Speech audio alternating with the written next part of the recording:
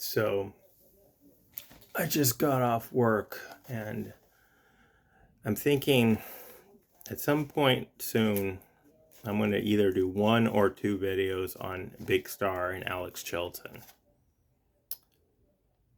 But then I realized that that's going to be a little bit more arduous than I had anticipated.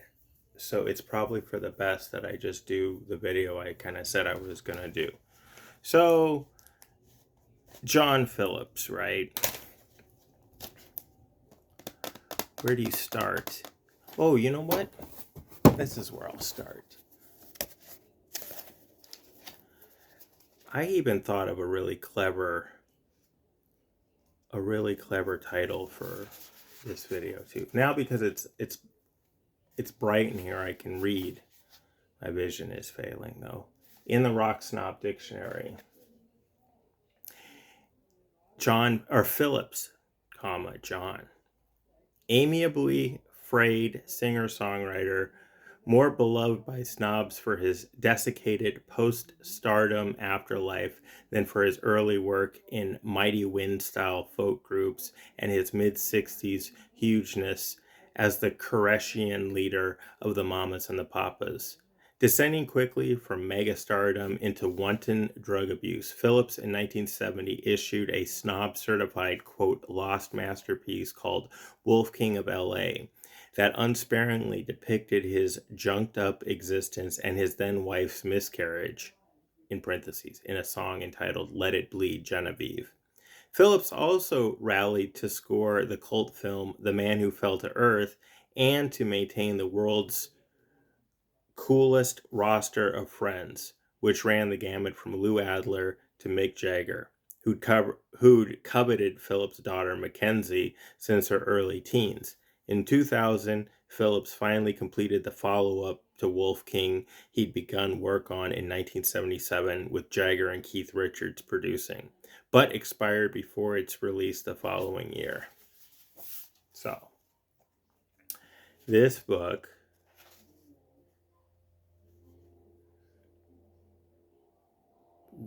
illustrated by Rose McDonald.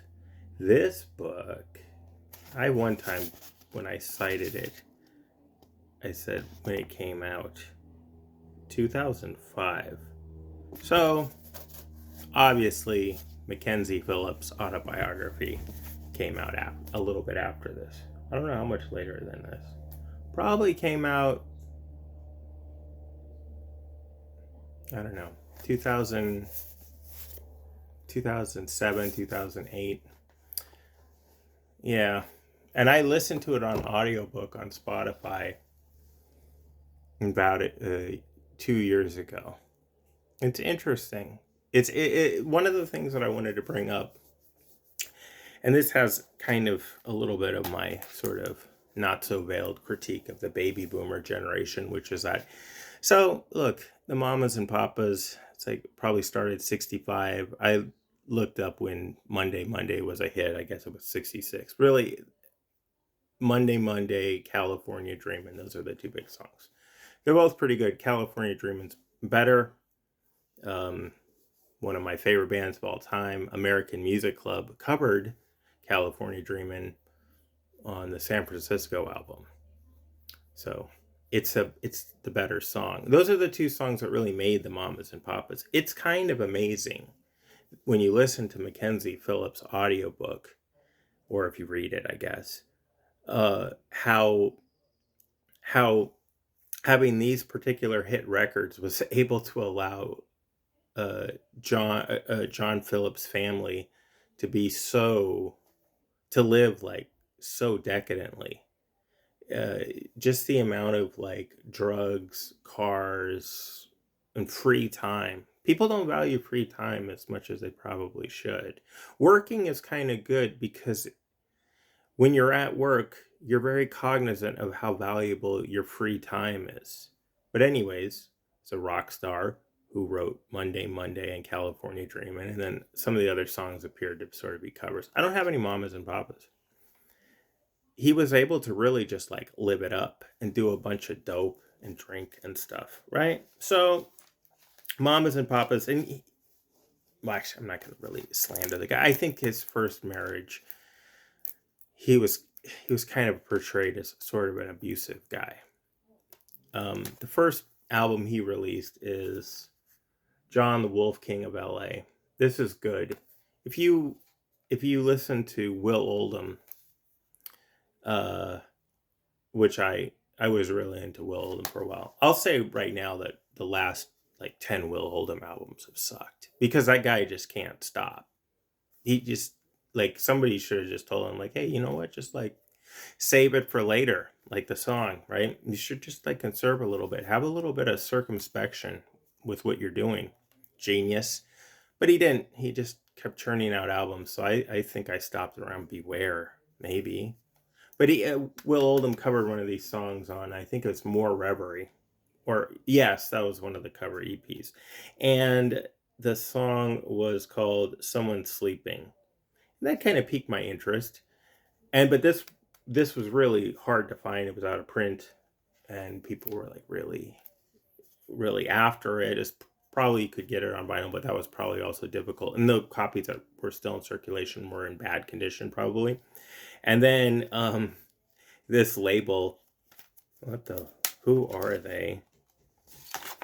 They ended up releasing it, and they did like the archival thing that I've discussed for like the 3 people that have watched my videos, where they released, man, almost as many tracks as is on the album proper uh, on this release. That's kind of why I like CDs too, because like I can just like I put this on, I sit down, I start reading, I get the full album plus like all the additional material. I'll have like 70 minutes of music or something. I don't have to get up and change it. I like a lot on there's actually all this stuff is really like grown on me, but like Topanga Canyon, Malibu People, uh Mississippi Holland Tunnel, all these songs were good. I think it was a little bit of that mamas and papas, maybe proto feel good sort of music, but meets a little bit more of a singer songwriter thing. So then what happens now? Now everything starts to deteriorate greatly, and he starts working on it. Well, this appears. I think that he kind of did this. He kind of did this after that, but it didn't get like ever formally. He was just recording stuff for a follow-up album. It got released on this label, whatever this label is. I can't even read. Uh, it's called Jack of Diamonds, and I didn't know a lot about it, so I was hesitant about picking this up. And then when I did, it was like it's actually just really great. This is just like all the way through and all the bonus tracks, and it's notable because the song on here is Me and My Uncle, and he wrote that for somebody. I guess forgot writing it. She covered it, and then the Grateful Dead was going around covering it all the time. So his original version of Me and My Uncle is on here. Man, my vision is really going. I'm gonna have to get glasses at some point to lose my mystique. Maybe I'll gain mystique from glasses. So all the stuff that would have been the follow-up really for this is collected on here. There's a song on here called Black Broadway that's really good. At Chinatown. This is very interesting. There's a lot of kind of jazzy stuff going on in this album. But John Phillips, The Jack of Diamonds. Okay. Somewhere along the way, he did the Andy Warhol Man on the Moon soundtrack. And it's interesting. It's a ton of tracks on this thing. And some of them are songs, some are like kind of goofy. I think I've listened to it once, but I wouldn't sell it. It's all right. Now you get to the really storied part. So at some point in the mid 70s, Mick and Keith tell John Phillips that his songs are really good and he should record an album for their label or their imprint or whatever they had going on, yeah, I think it was. So they start working with him, And the band that they kind of have it's got Mick Taylor. So it's basically Mick, Keith, Mick Taylor, probably not Bill Wyman, but maybe Charlie Watts working on tunes with John Phillips, and you have John and Keith doing dope, right? And then at some point, Mick Taylor's out, Ron Wood, so Ron Wood appears on some of these sessions. Mackenzie Phillip is singing on some of these tunes, and then I think I think is it China Phillips? She's also singing, and originally when it did get released, it was released as Pay Pack and Follow, and it was just a brown. I have it. It's I think it's in the garage. It's a brown cover, and it's just a photo, I think, of him. Maybe it's a photo of him and Keith, and it's just like 10 tracks. But then they basically found the original mixes that were kind of being run off at the time of the recording sessions. So they released it a few years later. Maybe that Pay Pack and Follow was on another label, but they basically got the earlier mixes from the 70s and bonus material and put it on Pussycat, which was actually kind of a, I mean, there's probably other Pussycat theaters, but there was one in Santa Monica when I was a kid. Maybe that's what this title owes itself to. But I'd say I'd put this, if I'm going to say that the first album is like, let's say it's like a B plus. I'm going to be generous, or not generous. It's a B plus album, and Jack of Diamonds is actually kind of like an A minus album. I put this in like the B plus territory. It's great because it really does capture a lot of that 70s vibe that was going on, and you have John Phillips trying to sort of emulate what was musically going on, disco and things like that, and some Stone stuff. And there's a song called She's Just 14, which is about Mackenzie Phillips, and it's very Stonesy. And there's a song called Oh Virginia, which is super Stonesy, and it's very interesting because there's certain times where you really can't distinguish which is Mick and which is John Phillips singing, but you really do have Keith and Mick all over this thing, the primary songs. The songwriting kind of gets a little meandering. Wilderness of Love is, to be honest, it's kind of a weak track, but it's not too bad. Sunset Boulevard is kind of goofy, but it's actually good, I think. And Warrior is just kind of, some of it you're kind of like wondering like what's going on, like, but I think what ultimately happened was it's just like he never really, probably the Stones looked at like about 5 of these songs and they're like, it's good, but then they're like, look, we've been recording this thing for about 5 years, and then they're also like looking at the guy and they're like, wow, it's not gonna this isn't gonna get any better, is it? Right? So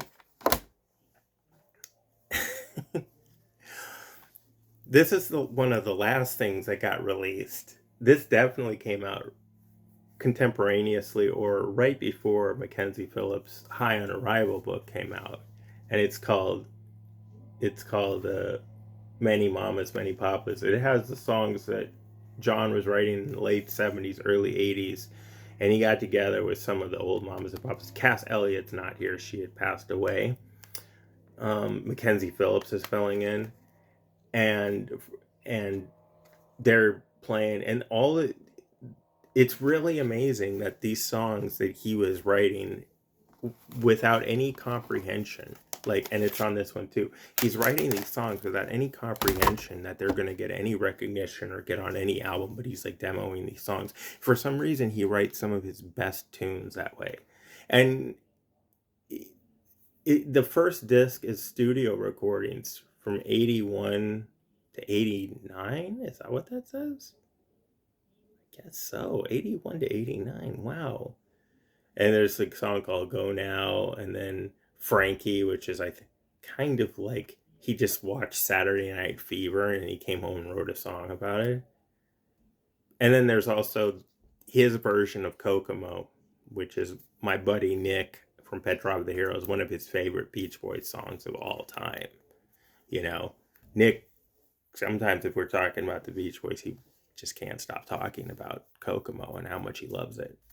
And then there's some live recordings of on the second disc of the Reform Mamas and Papas in 82, 83.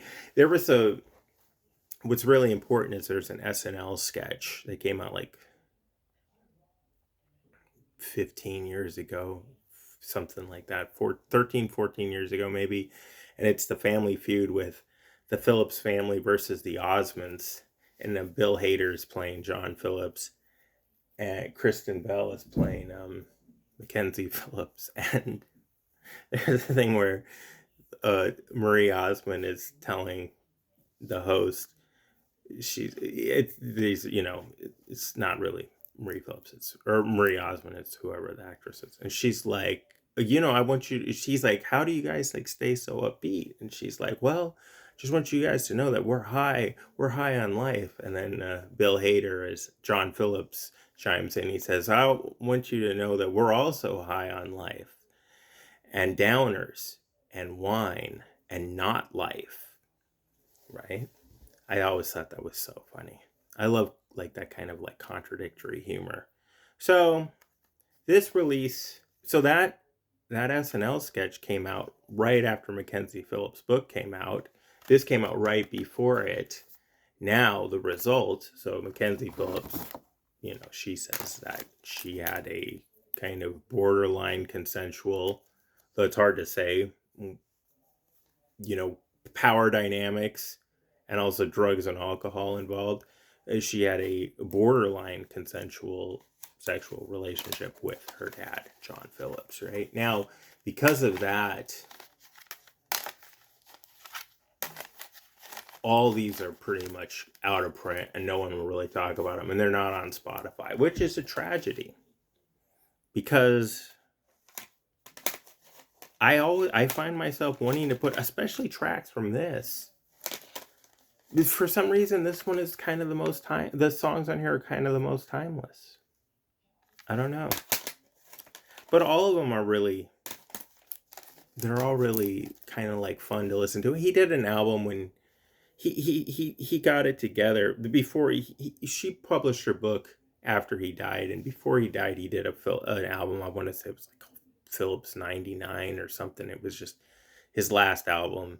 And there's a song on there where he kind of like, he vaguely is like trashing the Stones for how they treated Graham Parsons. It's a song about Graham Parsons, but it's kind of sort of trashing the Stones, which I remember hearing and thinking, this is kind of uncalled for. But, whatever gripes he has with the Stones, he has with the Stones for their reasons. But it seemed like they really wanted to help him out and make an album because the time and the work is here. It's been put in. So this is longer than I wanted it to be. It's always longer than I want it to be. But it's not as arduous. The Alex Chilton thing is going to be 2 videos. It's going to, and you know what? Do I love Alex Chilton more than Scott Walker? I do. I think I do. I'm pretty sure I do. But yeah, man, this stuff, you could probably hear it on YouTube. But it's really good. I listen to this for like the documentary and the curiosity of it, and you probably enjoy it. Similar with this, but you'll probably enjoy it maybe a little bit more. And then I think that these kind of are just like 2, for the most part, really good albums. And of all of these, the only one that really was officially released was just this, because that's what drugs will do to you, kids. All right, so that's it. It's under 20 minutes. I'm just John Phillips. I think I touched all the bases. Yeah. Anyways, so yeah, if you want, like, subscribe, listen to the Happy Casualties, and then I'm gonna try to give more substantial content to my 4 followers by this weekend. Talk to you later.